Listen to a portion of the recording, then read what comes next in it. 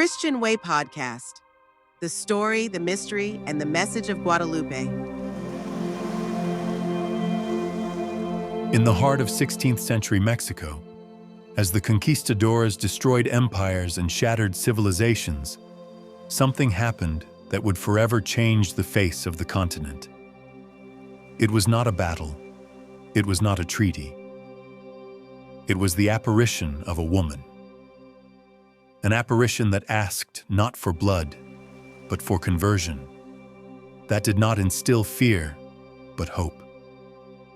Today we take you there, to the year 1531, to the heights of Tepeyac Hill, to the heart of a world torn between swords and idols, between crosses and human sacrifices. This is not just the story of a Marian apparition. It is the reconstruction of an event that has challenged history, logic, and science.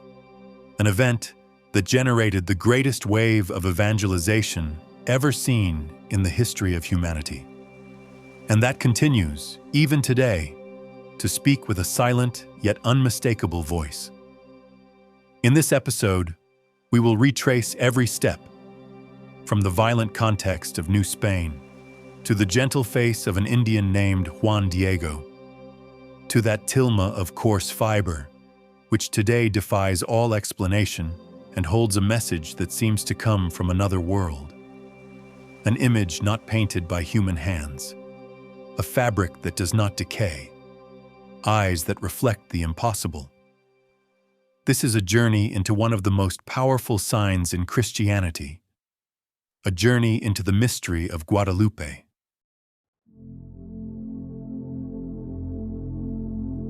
To understand the divine scope and the staggering impact of the apparitions of Guadalupe, we must first take a step back, a dizzying leap in time to the dawn of the 16th century. We must immerse ourselves in a world as fascinating as it was brutal, a world that was about to be swept away forever. The Aztec Empire. Imagine a valley more than 2,000 meters above sea level, surrounded by imposing volcanoes. At the center of this valley, a vast system of interconnected lakes, and on an island in the middle of Lake Texcoco, stood one of the largest and most majestic cities in the world at that time. The great Tenochtitlan, the capital of the Aztec Empire, today Mexico City. It was an extraordinary metropolis, a Venice of the New World, with canals instead of streets, floating gardens called chinampas that produced food in abundance, and imposing stepped pyramids that rose toward the sky. The Aztecs, or Mexica as they called themselves, were a people of brilliant warriors, architects, and astronomers. Their society was complex, stratified, with a powerful nobility, influential priests, merchants, artisans, and peasants. They had a profound knowledge of the celestial cycles, a calendar of bewildering precision, and a vibrant, symbolic art. But at the beating heart of their civilization was a dark and terrible religious conception, a vision of the cosmos that demanded a constant tribute of human blood. According to their mythology, the world had passed through 4 creations, or suns, each destroyed by a catastrophe. They lived in the era of the 5th sun, an era kept alive by sacrifice. Their principal god, Huitzilopochtli, god of war and the sun, needed Chalchihuatl, the precious water, human blood, to rise each morning and fight the forces of darkness. Without it, the sun would be extinguished, the world would be plunged into darkness, and the universe would end. This belief fueled a relentless war machine. The Flower Wars were not so much wars of conquest as expeditions to capture prisoners for sacrifice. At the top of the Templo Mayor, the great double-temple pyramid of Tenochtitlan, thousands of victims were offered to the gods each year. The priests, with their long, blood-caked hair, performed terrifying rituals, tearing out the beating hearts of victims to offer them to the sun. It was an empire founded on fear and domination, which kept the surrounding peoples subjugated by force and the demand for tribute, both in goods and in human lives. This was the world that in 1519 saw strange, floating mountains appear on the horizon, the Spanish ships led by Hernán Cortés. The arrival of these fair-skinned men with gleaming armor, horses, animals unknown on the continent, and firearms was an apocalyptic event. Initially, Emperor Moctezuma II, tormented by ancient omens announcing the return of the god Quetzalcoatl, the feathered serpent, did not know how to react. Quetzalcoatl, according to legend, was a fair-skinned, bearded god who had promised to return from the east in the year Che-Acatl, which, by a staggering coincidence, fell in 1519. This initial hesitation, combined with Cortés's political skill in forming alliances with tribes who were subjugated and tired of Aztec tyranny, led to one of the most rapid and dramatic conquests in history. In just 2 years, after sieges, bloody battles, betrayals, and the scourge of smallpox, a disease imported from Europe that decimated the indigenous population, the great Tenochtitlan fell. In August of 1521, the magnificent capital was a pile of smoldering ruins. The Aztec Empire, which had dominated the region for a century, was no more. The military conquest was followed by a spiritual conquest. In 1524, the first 12 Franciscan missionaries arrived, pious and zealous men with the immense task of evangelizing millions of people whose worldview had just been destroyed. But their task proved almost impossible. How could they speak of a God of love to a people who had seen their temples razed and their gods declared demons? How could they convince them to abandon their ancient traditions, the only thing they had left? The trauma of the conquest was devastating. The natives, called Indios by the Spanish, were a broken people, deprived of their identity, their religion, and their dignity. They saw the god of the conquistadors as a foreign imposition, the god of those who had defeated and oppressed them. There was a chasm of mistrust and resentment. The missionaries worked tirelessly, learning the local languages like Nahuatl and seeking points of contact, but conversions were few and often superficial. The first 10 years of evangelization were an almost complete failure. It is estimated that in a decade, only a few thousand people had converted in a territory of millions. Fray Juan de Zumárraga, appointed the first bishop of Mexico, was a righteous man and a protector of the indigenous people, but he faced an insurmountable wall. The situation was so desperate that he wrote a letter to the King of Spain, dated 1529, in which he expressed all his frustration. He wrote, "If God does not provide a remedy from his own hand, this land is on the verge of being completely lost." The violence of the Spanish, the passive resistance of the indigenous, and the failure of evangelization were creating an explosive mixture. The New World was a place of despair, a people without hope, and a faith that could not take root. It is in this precise historical context, at this moment of deep darkness, when all seemed lost and violence seemed to be the only law, that heaven decided to intervene. Not with force, not with imposed doctrine, but with the tenderness of a mother. The intervention that was about to happen would not be an idea, a sermon, or a theological treatise. It would be an event, an encounter, an image, a miracle that would speak directly to the hearts of the most humble and wounded people. The person chosen to be the messenger of this divine intervention was not a conquistador, not a bishop, not a king.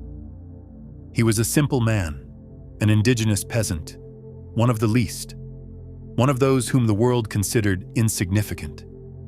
His name was Cuauhtlatoatzin, which in Nahuatl means he who speaks like an eagle. After his baptism, he would take the name Juan Diego. His humility was a mirror of his people's condition. His simple faith was the fertile ground heaven was looking for, and the hill he walked on every day to go to Mass, a hill called Tepeyac, was a place of profound significance. Before the conquest, a temple dedicated to Tonantzin, the Aztec mother goddess, stood on Tepeyac Hill, a name that in Nahuatl means our little mother. The temple had been destroyed by the Spanish, but the local people continued to visit the hill with a sense of nostalgia and devotion. It was the perfect place for a bridge between two worlds, between the old and the new, between the Aztec Earth Mother and the Mother of God. The story of Guadalupe cannot be understood without this prologue of tears and hope. It is not a pious fairy tale, but a precise surgical divine intervention at a critical moment in human history. It is God's answer to the desperate prayer of Bishop Zumarraga. It is the sign that was about to change the destiny of a continent forever. As the sun rose on Saturday, December 9th, 1531, no one could have imagined that those rays of light, which the Aztecs had worshipped with such terror, were about to be outshone by a much greater light. The light of a woman clothed with the sun, who was about to leave on earth a message not written with ink, but with the colors of heaven. And the world, from that day on, would never be the same. Dear brothers and sisters, let us now leave the grand overview of history, the fall of an empire and the struggles of a new faith, to focus on a single man and on 4 days that would alter the course of the New World's history. Our protagonist is Juan Diego Cuauhtlatoatzin. Born in 1474, he was a man of the people, a Masehual, a peasant. He belonged to the humblest class, not the warrior nobility. He lived with his wife, Maria Lucia, and his uncle, Juan Bernardino, in a small village near Tepeyac Hill. Juan Diego was among the first indigenous people to embrace the Christian faith, baptized by Franciscan missionaries around 1524. He was a man of simple but deep faith. Every Saturday and Sunday, he would rise before dawn to walk the nearly 20 kilometers that separated him from the church in Tlatelolco, in Mexico City, to attend Mass and catechism lessons. He was a mature man, 57 years old, a considerable age for the time, a widower for 2 years, and known for his humility and quiet character. It was early in the morning on Saturday, December 9th, 1531. The air was cold and sharp, as is typical of the Mexican highlands in winter. Juan Diego was walking as always toward the city. His path took him along the base of Tepeyac Hill, a barren and rocky hill. Suddenly, as he passed by the hill, he heard a celestial sound. It was not a sound of this world. It was a marvelous song of birds, so sweet and harmonious that it surpassed the song of any known bird. He stopped, wondering if he was dreaming. Am I perhaps worthy of what I hear? He thought. Or am I perhaps already in paradise? He looked up to the top of the hill from where the music came. He saw a white and shining cloud, surrounded by a rainbow of lights. The music ceased, and a female voice, incredibly sweet and gentle, called him by name, using the affectionate diminutive in Nahuatl. Juancin, Juan Diegotzin. The voice was so full of love that, instead of frightening him, it filled his heart with an indescribable joy. Without hesitation, Juan Diego climbed the hill. There he saw a lady of superhuman beauty. Her garments shone like the sun, and the light she emanated transformed the rocks and cacti around her into a kaleidoscope of precious gems. The thorns and weeds of the hill looked like threads of emerald, jade, and turquoise. Juan Diego prostrated himself before her. The lady spoke to him in his own language, Nahuatl, with a tenderness that no conquistador had ever shown him. She asked him, "Juanzin, my littlest son, where are you going?" He replied that he was going to Tlatelolco to hear the divine things taught by the priests. Then, the lady revealed her identity and her mission for him. "Know and be certain, my littlest son, that I am the perfect and ever-virgin Holy Mary, the mother of the one true God for whom we live, the creator of all people, the Lord of what is near and what is far, the master of heaven and earth. I ardently desire that a temple, a teocalli, a sacred house be built for me here, where I will show and give him to all those who love me. There I will hear their laments, and I will remedy and cure all their miseries, their sorrows, and their pains." It was a clear and powerful request. The Mother of God wanted a house in that precise place, Tepeyac Hill, the sacred site of the ancient mother goddess Tonantzin. She wanted a place where she could show her motherly love, not only to the Spanish, but to all people, especially the suffering indigenous. And she commissioned Juan Diego to be her ambassador. "Go now to the palace of the Bishop of Mexico City," she told him, "and tell him that I am sending you, to make known to him what I greatly desire, that a church be built for me here, in this place." Imagine the shock for this humble peasant. He, an unimportant Indio, had to go to the head of the church in the New World, the powerful Bishop Fray Juan de Zumárraga, and deliver such an extraordinary message. Yet, the lady's sweetness and authority left no room for doubt. Juan Diego bowed and said, "My noble lady, I will go at once to carry out your command." He went to the city, and not without difficulty, managed to be admitted into the presence of Bishop Zumárraga. The bishop, a good but also prudent man, overwhelmed by the political and social problems of the colony, listened patiently to Juan Diego's excited and sincere account. But, understandably, he was skeptical. He thought it might be the imagination of a pious man, or perhaps a deception. He dismissed Juan Diego kindly, telling him that he would consider his request and that he could come back another time. With a heavy heart, Juan Diego returned to Tepeyac Hill. The beautiful lady was there waiting for him. He threw himself at her feet, desolate. "My lady, the littlest of my daughters, my child," he said, using the highest terms of respect in his culture. "I did as you commanded, but they did not believe me. I beg you, send someone important, someone known and respected, because they will never listen to me. For I am a poor man, a rope, a small ladder, a piece of refuse." The Virgin's response is one of the most touching passages in the entire story. She told him, "Listen, my littlest son. Be certain that I am not without servants and ambassadors to whom I could entrust my message. But it is absolutely necessary that you yourself should be the one to solicit and help, and that through your mediation, my will be done. I ask you earnestly, my son, and I strictly command you to go again tomorrow to see the bishop. Heaven does not choose the powerful, the rich, or the influential according to the world's logic. It chooses the humble to confound the proud." Juan Diego, heartened by the lady's trust, promised to return to the bishop the next day. On Sunday, December 10th, after Mass, Juan Diego presented himself again, with tears in his eyes, before the bishop. He repeated his message with insistence and passion. This time, the bishop was more impressed by the man's perseverance and sincerity. He began to question him more deeply, asking for details about the lady's appearance and her words. But prudence still won out.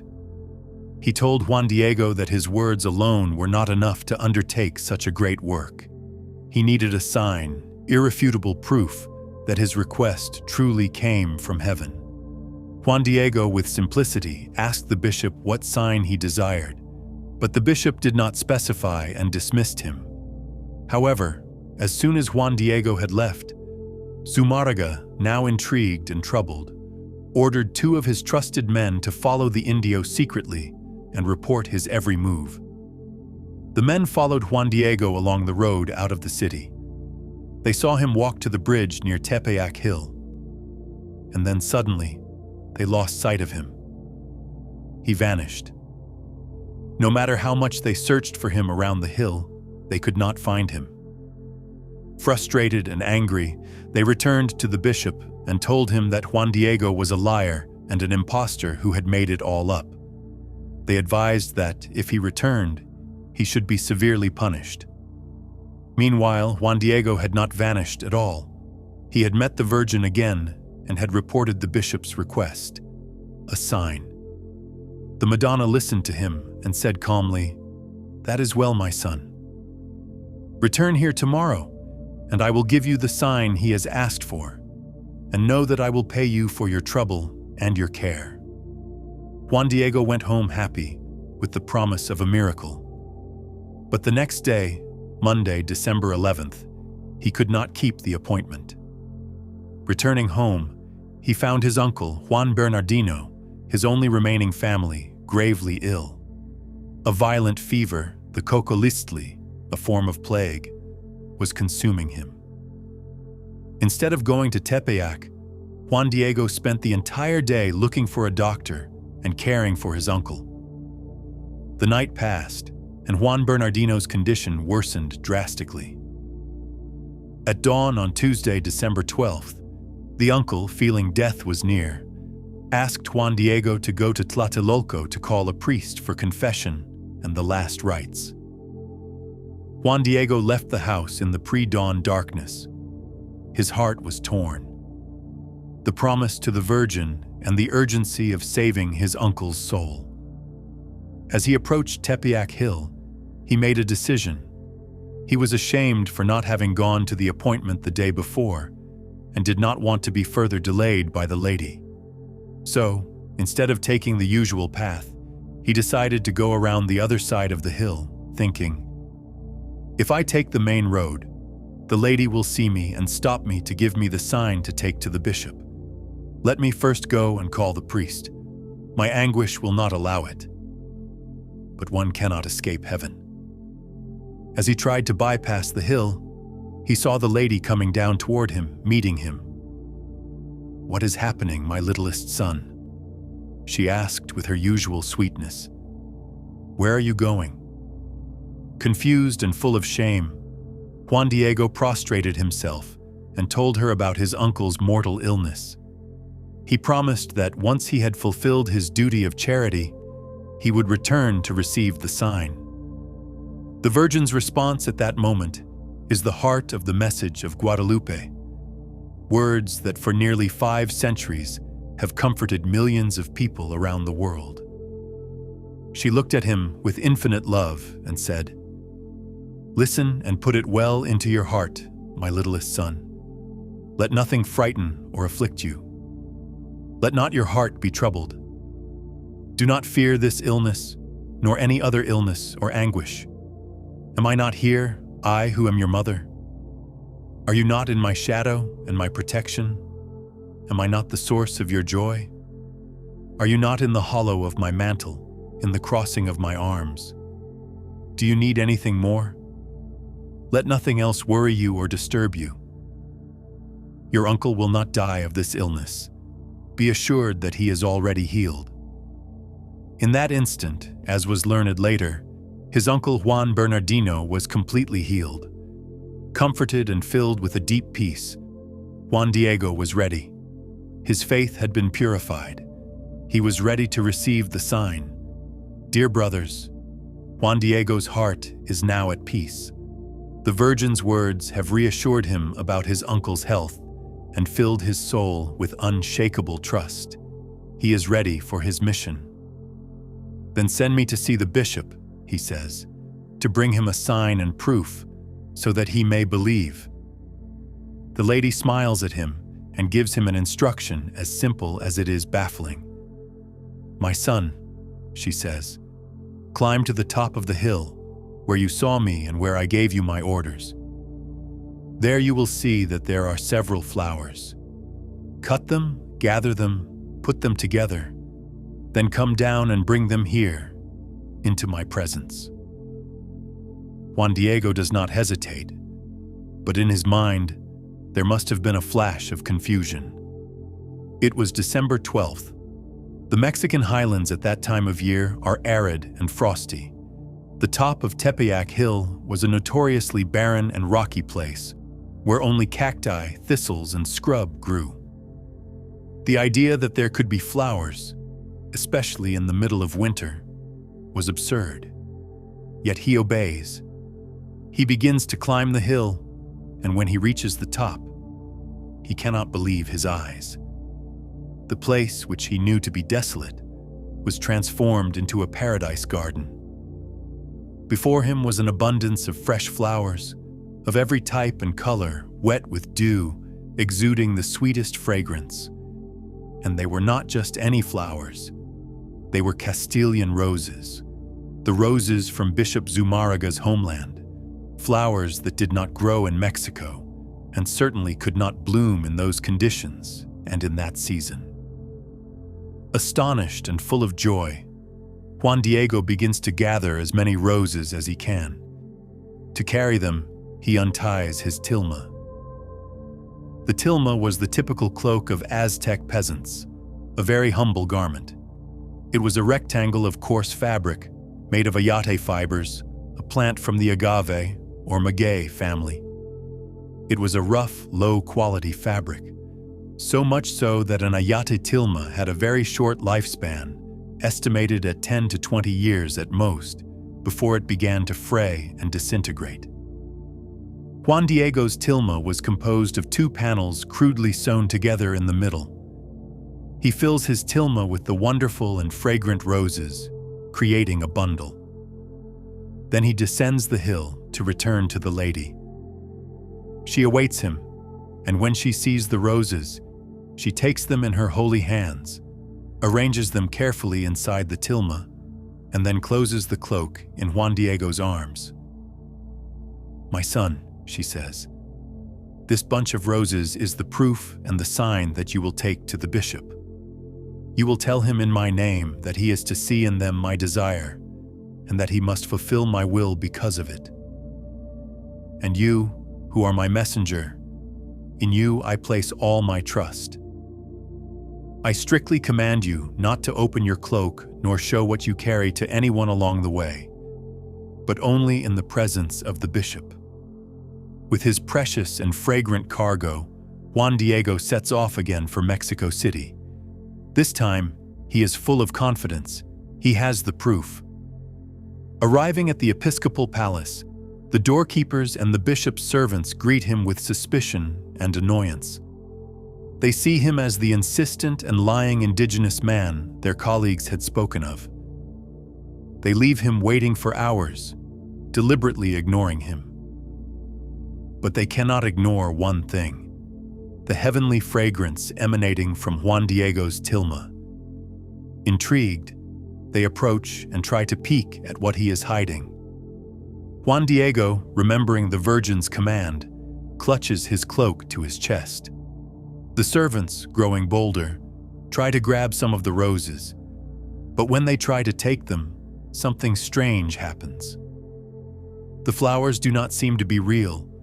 They seem painted, or embroidered, or fused into the fabric of the tilma. Astonished and frustrated, they finally go to report to the bishop about the Indio's strange behavior and the miracle they had just witnessed. Hearing this, Bishop Zumarraga understands that this time it must be something serious. He orders Juan Diego to be brought in immediately. Juan Diego enters the room where the bishop was gathered with several advisors and members of his household, including his interpreter, Juan Gonzalez. He kneels before him, as he had done the other times, and recounts everything that happened. His mission to call a priest for his uncle. the encounter with the Virgin who had come to meet him, her words of comfort, and the promise of his uncle's healing. And finally, the mission to the top of the hill and the miracle of the roses as a sign. "Lord Bishop," he concludes, "I have done what you ordered me to do. Here is the sign. Receive it." And in that solemn moment, Juan Diego opens his humble tilma, held tightly to his chest.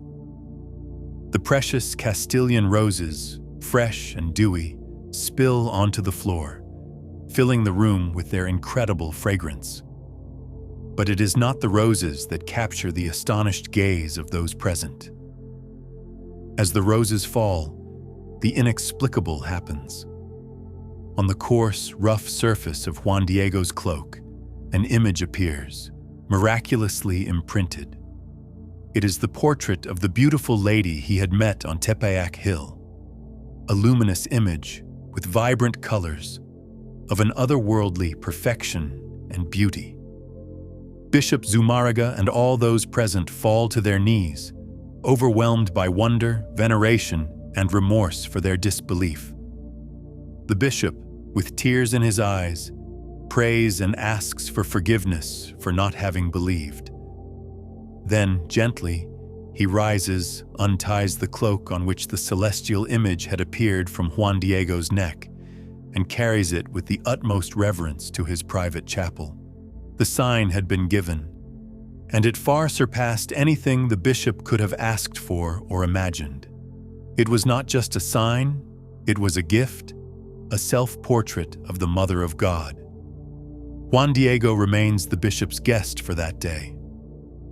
The following day, Wednesday, December 13th, the bishop asks Juan Diego to show him the exact spot on Tepeyac Hill where the lady had asked for her temple to be built. A procession is organized.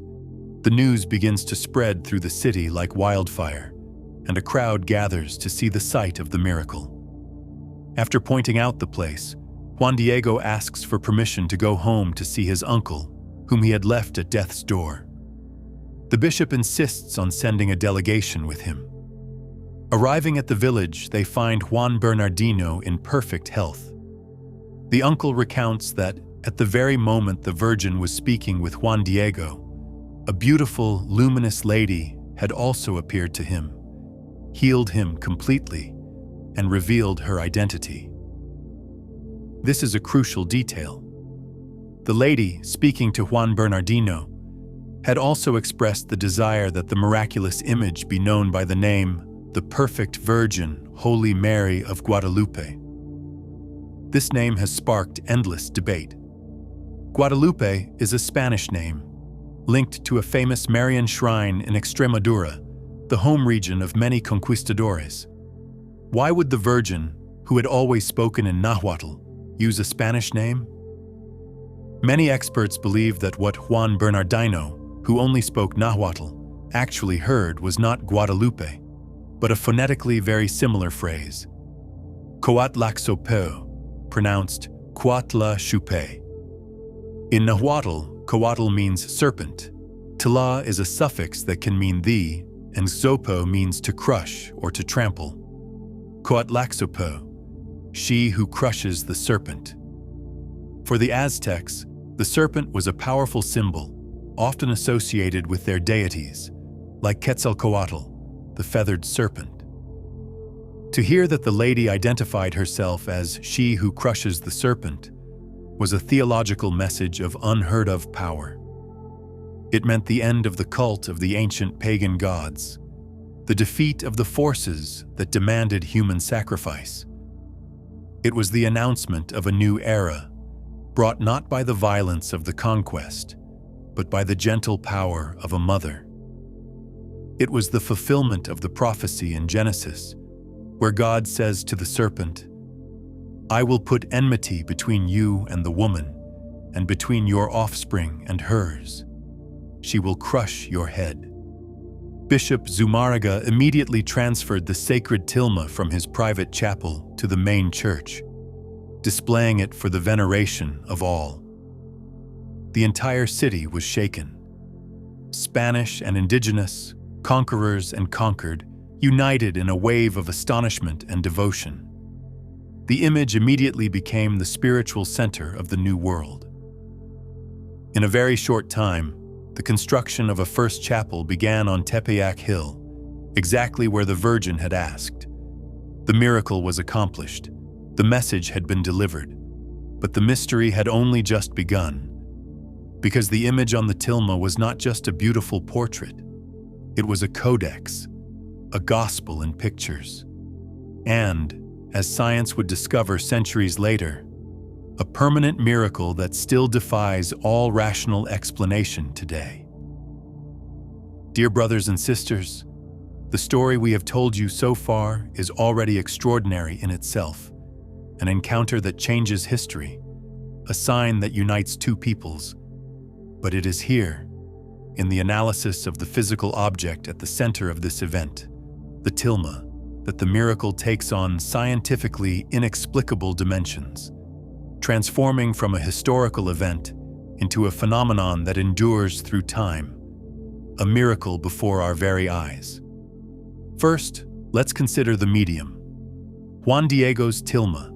As we've said, it's a cloak made of ayate, agave fiber. This is an extremely fragile and perishable organic material.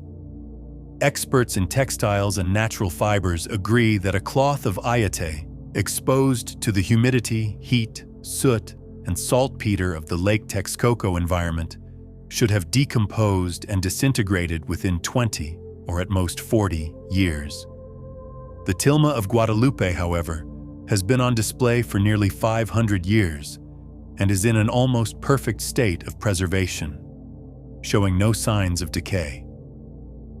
For the first 116 years, from 1531 to 1647, the image was displayed without any protection. It hung in a damp chapel, exposed to the smoke of thousands of candles, to the direct contact of countless pilgrims who touched it, kissed it, and placed devotional objects against it. These conditions should have accelerated its destruction, yet the fabric and colors remained intact. Only in 1647 was it first placed under glass, but by then the damage should have been irreparable. And yet it was not. This is the first macroscopic anomaly. But the real mystery lies in the image itself. How was it created? Over the centuries, numerous studies, both official and unofficial, have tried to find an answer. In 1751, a commission of 7 expert painters, led by the famous artist of the era Miguel Cabrera, studied the image and concluded, unanimously, that it was impossible to replicate. They could not identify the technique. It seemed to be at once an oil painting, a temper painting, and a watercolor, but also none of these. They concluded that it was made with a technique that no human hand could have executed. Let's move to the 20th century, the era of modern science. In 1936, the German chemist and Nobel laureate Richard Kuhn analyzed 2 fibers, one red and one yellow, from the tilma. His conclusion was astonishing. The pigments used had no known origin. They were neither mineral, nor vegetable, nor animal. They did not belong to any known element on Earth. Simply put, it was not known what they were made of. Another inexplicable feature is the absence of any sizing or primer on the fabric. Any artist knows that to paint on a canvas as coarse and porous as ayate, it is essential to apply a preparatory layer, a ground like gesso, to make the surface smooth and prevent the fabric from absorbing the color. The Tilma of Guadalupe has no preparatory layer. The color is applied directly to the raw fibers. According to the laws of painting, the colors should have been absorbed and blended, creating shapeless blotches. Instead, the image is sharp, the outlines perfect. Furthermore, analysis under microscope and with infrared rays, such as those conducted in 1979 by the American biophysicist Dr. Philip Cerna Callahan, revealed another baffling fact. There is no trace of a sketch or preliminary drawing under the colors. Every artist, even the greatest, sketches their work before painting it. Here, the image seems to have appeared in a single instant, perfect and complete. Callahan himself concluded in his report that the image is not painted by human hand. He also noted that, while some small later additions and touch-ups, like the moon and the angel, which some believe were embellished later, show signs of cracking and deterioration, the original image of the Virgin is perfectly preserved and seems to have an optical quality that causes the colors and depth to change depending on the distance from which it is viewed. Up close, one sees only the coarse fibers of the fabric. Moving away, the image gains three-dimensionality and breathtaking beauty. The Tilma has also demonstrated a resilience that defies logic.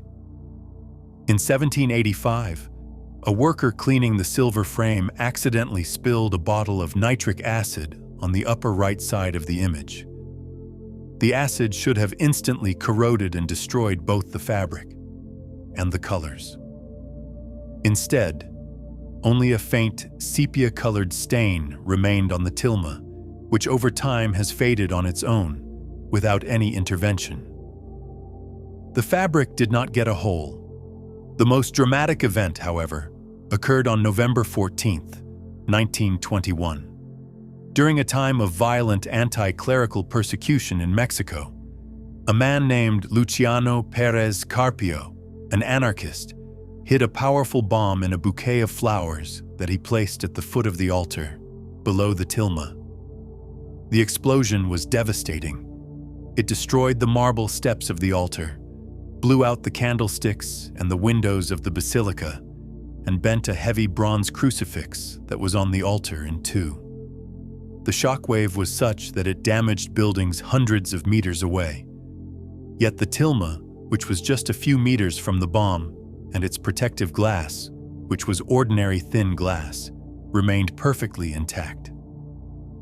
Not a scratch, not a crack.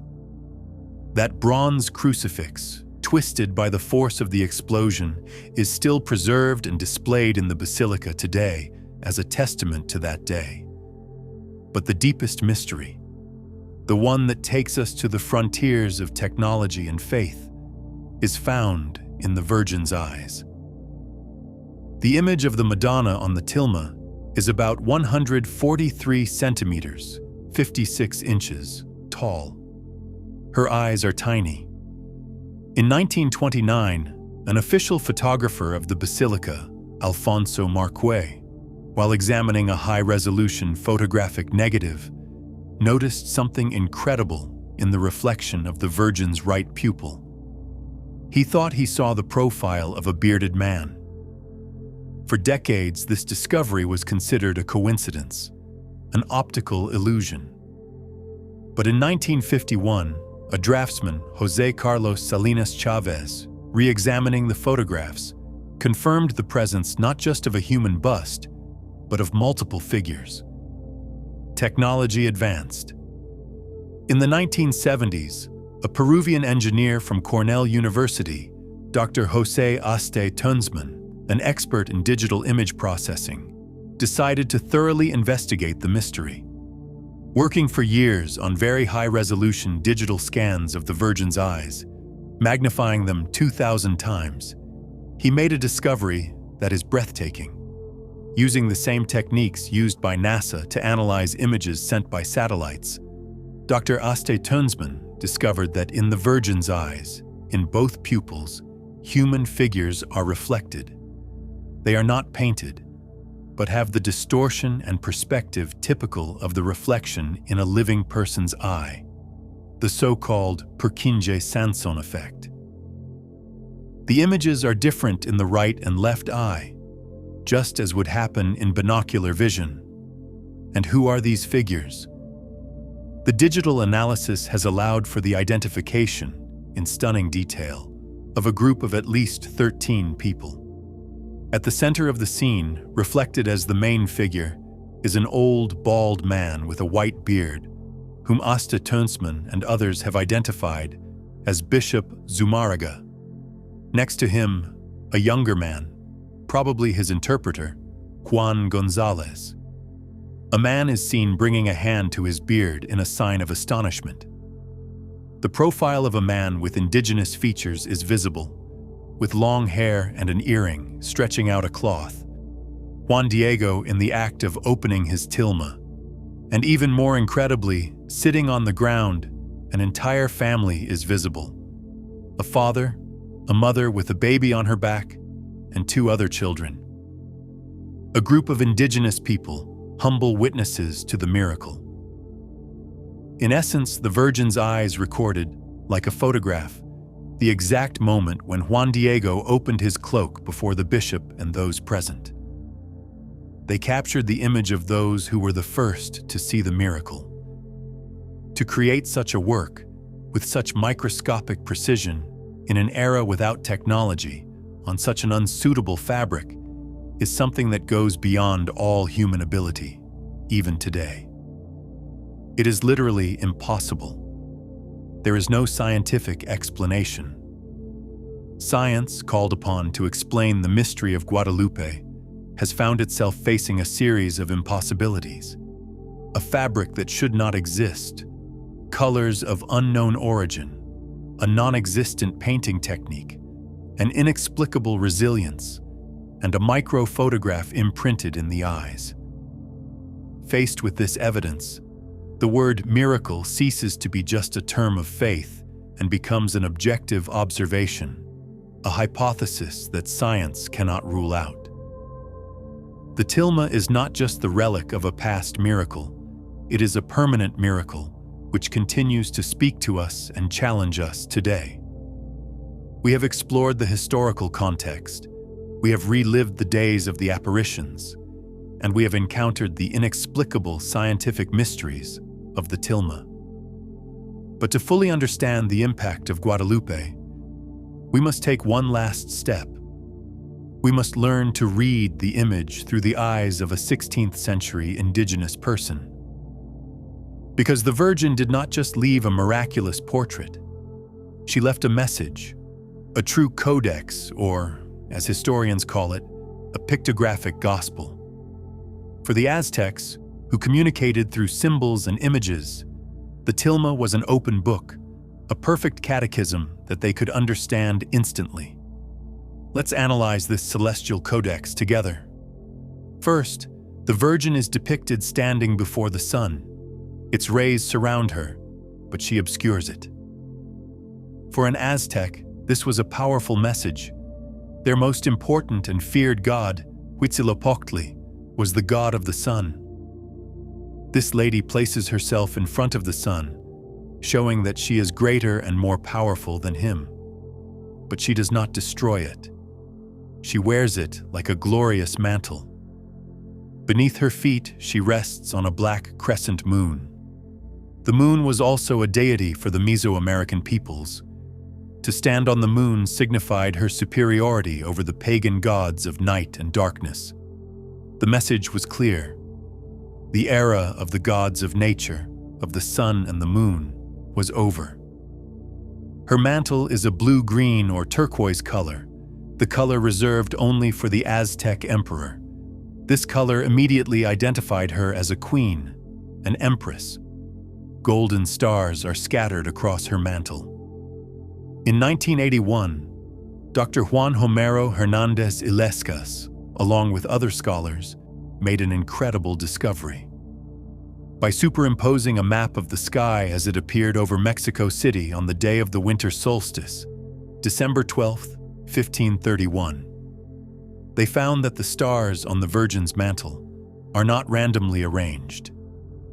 They correspond exactly to the position of the constellations on that precise day and at that precise hour. It is a star map of the sky at the moment of the miracle.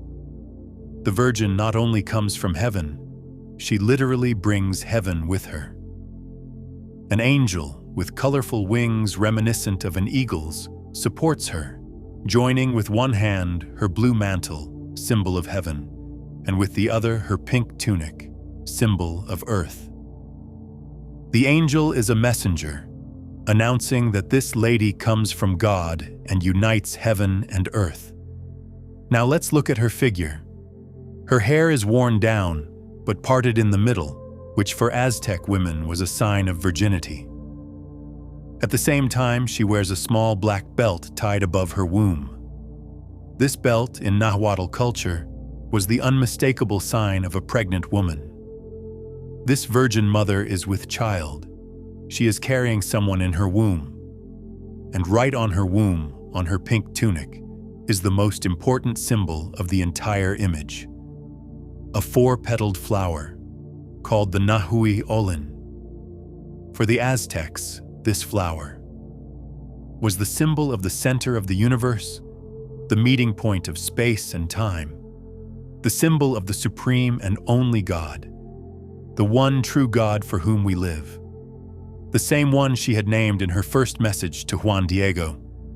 This lady is not God, but she carries God in her womb. She is bringing Jesus to the new world. Her hands are not open in a gesture of power, but are joined in prayer. This indicated that, despite being so powerful and regal, she herself was not a goddess to be worshipped, but a creature who worships God, a model of prayer. Her face is that of a young mestiza woman, neither European nor indigenous, but a fusion of both races. Her eyes do not look straight ahead, in a gesture of power, but are cast downward, with a gaze of humility, tenderness, and infinite compassion. She offered a maternal and merciful face, in total contrast to the terrifying and impersonal masks of the Aztec gods. This set of symbols was immediately decoded by the indigenous people. In a few moments, seeing the image, an Aztec understood. This is not a goddess, but she is more powerful than our gods. She is a queen of heaven, but she is humble and prays to a greater God. She is a virgin, but she is also a mother who is about to give us the true God. And above all, she is one of us. She loves us, and she looks upon us with compassion. The impact of this message was something the world had never seen. Despair and resistance transformed into an overwhelming wave of faith. If in the previous 10 years the missionaries had achieved only a few thousand conversions, in the 7 years following the miracle, between 1531 and 1538, some 9 million indigenous people converted to Catholicism. Practically the entire population. It was the largest and most rapid evangelization in history, and it happened peacefully, without any coercion. The people who had lost everything found their identity not in the ancient gods, nor in the God imposed by the conquistadores, but in the motherly face of Mary of Guadalupe, who united them all, indigenous and Spanish, as children under her mantle. Our Lady of Guadalupe stopped the practice of human sacrifice. She pacified a continent on the brink of a racial civil war. She gave birth to a new culture, the mestizo culture that characterizes Latin America today. She became the symbol of Mexican national identity and was later proclaimed patroness of all the Americas, from Canada to Tierra del Fuego. Her message of protecting unborn life, symbolized by her pregnancy, has also made her a powerful icon for the pro-life movement worldwide, being invoked as the protectress of the unborn.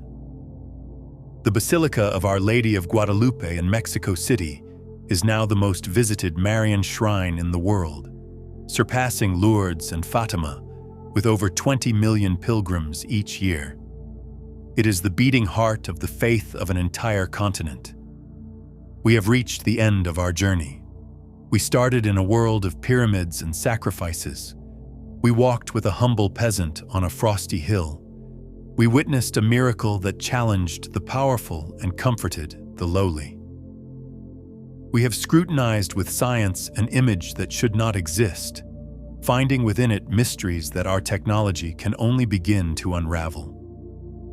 The story of Guadalupe is much more than a devotional tale. It is historical and tangible proof that God intervenes in human history, and he does so with a logic that turns ours upside down. He chooses not force, but tenderness. He chooses not power, but humility. To bring his message of salvation to a broken people, he did not send an army or a king, but a mother. And that mother left a self-portrait, a perennial message. An image that tells us that no situation is too desperate, no culture is too distant, no heart is too hardened to be reached by the love of God.